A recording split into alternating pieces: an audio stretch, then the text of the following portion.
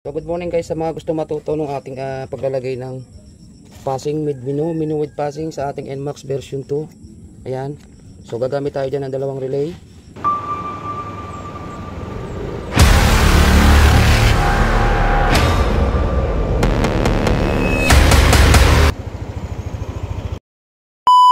Five pin. So number 30. So paliwanag natin yung connection ng kanyang relay. Saan ba yan? So ito din yan mga idol. Alright, number 30, 86, 85, 87A, 87 ating output. So ganyan yan. Number 30, 86, 87A, 85, 87 output. So ang connection yan, yung number 87 ng ating relay number 2, connection nyo dito sa relay number 1, 85. Magkasama yan. Bago itong ating relay number 2 ng 86 at relay na number 30 ng ating relay number 1 at saka number 86 ng ating relay number 1 magkakasama. So ganun yan, magkakasama yan. Dito yan. Dito naman pupunta na yan sa ating ACC wire. Doon sa ating sa passing. Kasi mayroong supply doon ng ating sa ating headlight.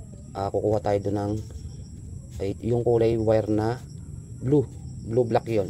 Doon ang connection yan. Tapos itong kanyang number 87A ng ating relay number 2. So pupunta yan dito sa ating number 2 at saka number 30. Pupunta yan ng ating passing switch doon sa ating sa NMAX. Kita ba? Yan. So yung number 30 niya papunta ng ating doon papunta ng ating passing. Bago yung kanyang kaduktong, yun ay may color coding na yellow white. Kita nyo yun sa left side ng inyong NMAX. Yun, dun papunta yung 87A. Yun. So ganyan ang connection yan mga idol. Bago yung kanyang 85 natitira, dalawa na lang natitira, yung 87A. Ito yun naman yung papunta ng ating sa light green sa unahan ng ating NMAX. 85 yan. Mag-extend kayo dyan ng wire. Ito yung ganito kahaba. Yan, ganyan kahaba mga idol. So ikad natin yung camera para mas makita. Yan.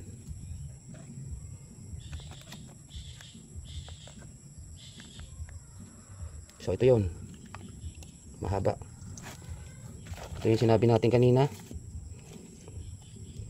yung number dito pala, itong number 86 ng relay number 2, number 30 ng relay number 2, at saka 86 pala ng relay number 1, number 2, bago number 30 ng relay number 1 at number 86 ng relay number 1. Magkakasama yan mga idol. Ayan. Ito yon. 86 ng relay number 2, number 30 ng relay number 1 na relay at saka number 86. So ito, kakasama yan. Ito papunta ng ating ACC wire. Blue black sa left side ng ating NMAX. Tapos yung pinaliwanag ko ito sa switch, number 87 ng relay number 2 at saka number 30 papunta ng passing switch. Yun ay may kulay na yellow white. Ito papunta ng passing switch number 30 at yung kaduktong noon tatanggalin nyo yun sa may socket. Din yun may duduktong yung 87A. So ganun yun. Ito yun, dalawang ayan. Tapos itong number 85 yun papunta yun sa unahan ng motor, yung light green. Ito yung mahaba. At itong natitira nating number 87A ng ating relay number 1, ito yung papunta ng ating passing light. Pure yellow yun na papunta ng high beam ng ating NMAX. So dito kayo mamimili kung kayo mayroong mini driving light. Yan, tulad nito, pwede nyo yung ilagay. Kasi ito 4 wire, meron siyang park light na blue, pwede nyo gawing passing. Pero sa akin ginagawa ko park light. Ang kinukuha ko dito yung kulay red. So pwede yung kuhanin dyan, kumuha na connection para maging passing natin yung ating high white ng ating mini driving. So triple mode ang gagawin ko dyan mga idol. Pagpatay makina, passing, menu ng ating NMAX. Pag nagbuhay tayo ignition, magpapassing na yung kanyang high beam ng ating NMAX. So gagamit tayo dyan ng hello switch. So gagawin natin siyang dual contact. Pag naka normally close, passing ng ating high beam. Pag naka normally open, ang magpapasing naman itong ating pinaka high, yung na puti ng ating laser gun. So yun lang mga idol, maraming salamat.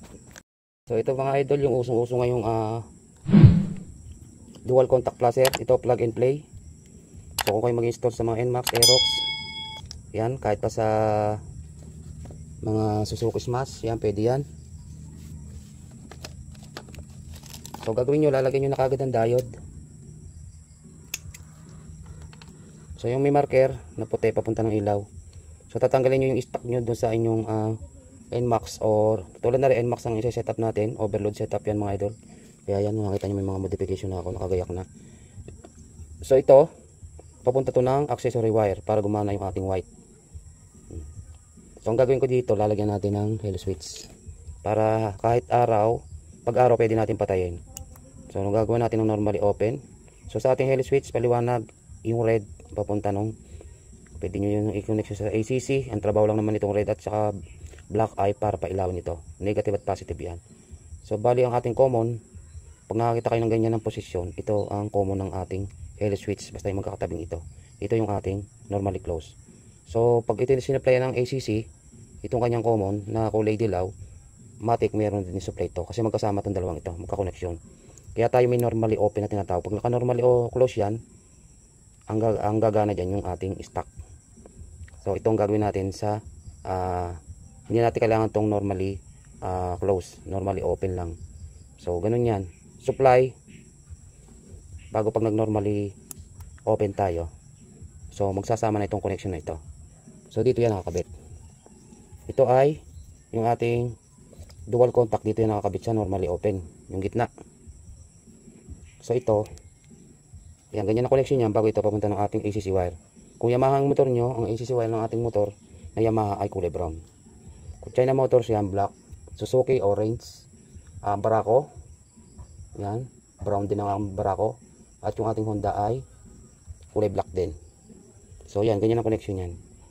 So supplyin ito na ACC para may pinakapatayan yung inyong dual contact placer, plug and play. Yun lang mga idol. Thanks for watching. So good morning sa inyo mga idol. Ito, sineset up na natin ang ating mga gagamitin sa fully overload setup. Yan, puro nakahinang yan mga idol. Lalagyan pa ng electric tape to. Ito yung dual contact placer. Bago yung itong ating mini driving light. Ayan, nag-modify na tayo. Ayan, nakahinang din po lahat ng duktungan niyan. Ito yung isa. Bumili tayo ng separate male and female socket para pagka kinapit natin dun sa ating NMAX, plug and play siya. Kung kakalasin ng halimbawa ng may-ari, hindi siya ikakat. Ganyan ang gagawin yung wiring mga idol pag kayo nag-install ng mini driving light sa inyong mga motor, plug and play, para kahit kalasin yung pairings ng iba, hindi magagalaw yung ating mga in-install dyan, wiring.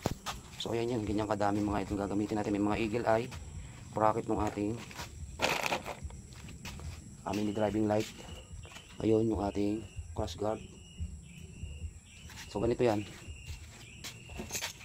So ganito setup yung ating gagawin doon sa papaset up sa atin na taga Sitio Taal, Barangay San Pedro ng Quezon.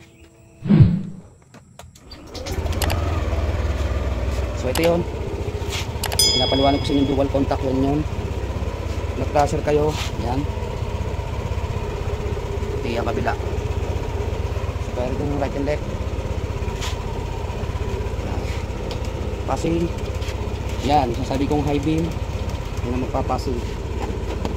So andito yung kanyang mga settings, mga trigger mode natin.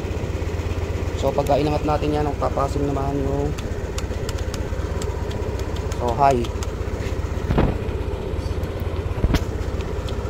So pagka tinigan natin nasa gitna mga idol yun, so magpapasok naman sa kanya mini driving light. So yun o. So pag inap natin to, yung kanyang high beam, yan.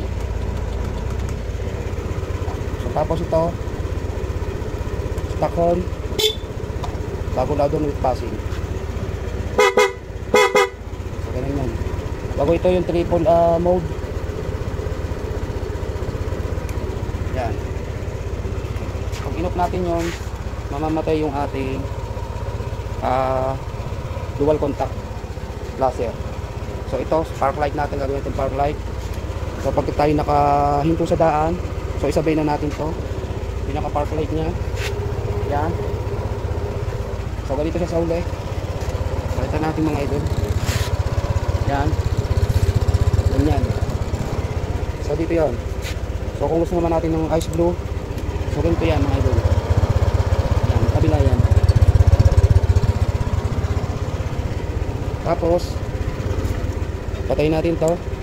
Kung gusto naman natin ng underglow light na nagpapalit-palit ng kulay, dual mode, brake light, alternate. Sa pag tayo nag-brake, pag inalampasan natin ang brake, ganyan. Ito lang. Yan, kung nag-brake tayo, yan. Tinanggal yung brake natin sa una. Ganyan siya. So ganun ang setup ng ating, kaya tayo may mga trigger. So ito yung alternate na ilaw. Yan o. Kasi nyo. Yan o. Pag tayo nananakbo, hindi tayo nakabrake ganyan. Pag nag-brake tayo, matik yan. Kasama yung ating stoplight. So ganun yan. So kung ayaw naman natin ng park light, pindutin muna natin itong switch nya. Papalit naman sa kanya yung ating dual contact. So kagandaan ito pag pinatanggal natin to, yan, park light na.